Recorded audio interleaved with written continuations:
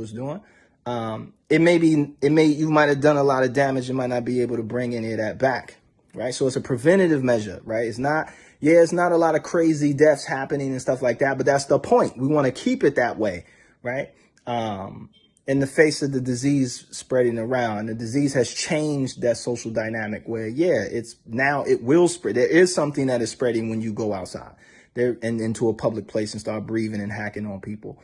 That exists right now. And so you need to put yourself into thinking into this new social and environmental space that we're in and practice some of these preventive measures. Don't wait, right? Till something happens. That's not what prevention means. Okay. So that 2, right? You see people saying, oh, I'm not going to rock with this because it's just a ploy from the government or the big business to get me to buy more vaccine when they come with the vaccine. News flash, right? You're already buying shit that you don't need, right? They already got your money. Like they already have you locked in. Look around your house right now, right? There's so much stuff in your house right now that you don't need that you bought, right? And it should become very clear in particular to a lot of us how much stuff that you bought in your house that now you can't eat, that you can't use, that isn't going to affect your survival or make you get healthy or anything like that. All that to say, if they are shamming us to get a virus at the end of to get a vaccine that we're going to pay for it at the end of the day, so what? You already paying for a bunch of shit that you don't need. I'm sure some of us have closets full of shit that we do not need that somehow Nike got us for. So that time is already passed, right? Don't fight that fight because you've already lost, right? If that's the case, then so be it, right? Third, some of y'all see not a lot, but a few of y'all, the religious, weird, esoteric people out there that I love so much. I see some of y'all coming with this blood of Jesus thing, right? With this Malachi at Gilgamesh with listen to me, man. Listen good, right? Jesus didn't die for nothing. Jesus didn't die for anything petty. For the fans who let's just take that historically. Let's take it spiritually. Maybe you don't believe in that. Maybe it's not a part of your religion, etc. But if we just going to take that story of Jesus, which is in the world, whether you believe it or not, it's in the world.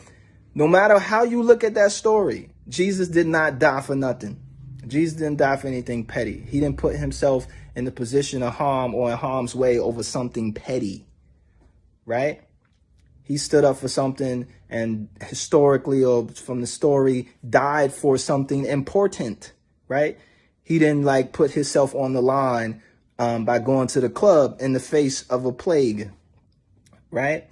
And it's interesting that a lot of the traditions of Christianity, which we experience today, whether we are part of the religion or not, that we reference, came from the plague, the Black Death, where there was this reintroduction of the suffering of Jesus and the death of Jesus and the resurrection of Jesus. People was using that as a palliative, right, for them to face the uncertainty of the plague and the Black Death, right? And some of those motifs and a lot of that stuff kind of carries on into today.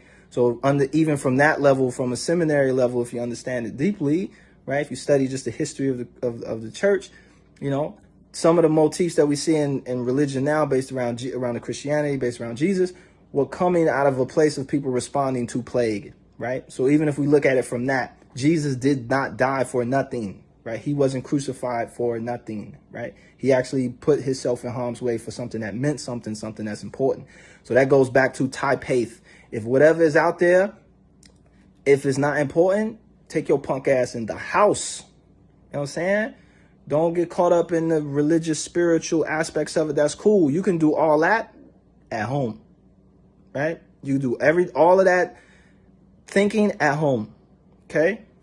Fourth, a lot of conspiracy theories are not true. I know I made Streets on Fire. I know I made Words I Never Said, but a lot of conspiracy theories aren't necessarily true. They're theories. And then a lot of the real shit that actually happened in the world, you don't even know about. You don't even care, or it happened and you forgot about it, right? So sometimes the fact is more powerful than the theory. So to end this off, man, TYPAITH, take your punk ass in the house if you have nothing important to do. Okay? And be safe. Watch out for each other, man. Signing off until the next time. Peace and much love to you.